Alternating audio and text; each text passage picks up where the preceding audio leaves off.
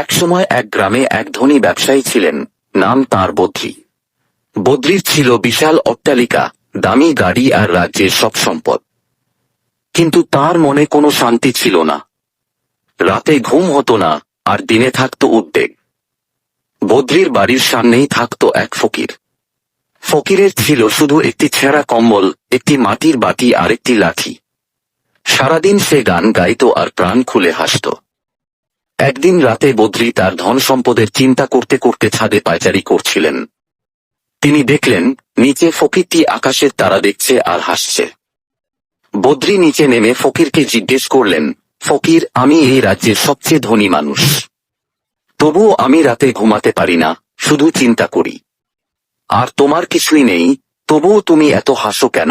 ফকিরটি হাসি মুখে উত্তর দিল, মালিক, আমার হাসির কারণ হলো, আমার হারানোর কিছু নেই।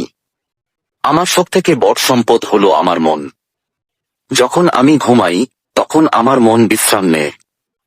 ফকির আরো বলল, আর আপনি? আপনি এত কিছুর মালিক, কিন্তু আপনার সবথেকে বড় চিন্তা হলো সম্পদ হারানোর ভয়। আপনার সম্পদ আপনার মনকে শান্তি দেয়নি, বরং তা নিয়ে এসেছে দুশ্চিন্তার বোঝা। ফকির বদ্রীকে জিজ্ঞেস করল, মালিক, আপনার সম্পদ আপনাকে কিনেছে, নাকি আপনি সম্পদকে অর্জন করেছেন? বদ্রী সেদিন বুঝলেন, আসল সম্পদ টাকা নয়, আসল সম্পদ হলো মানসিক শান্তি।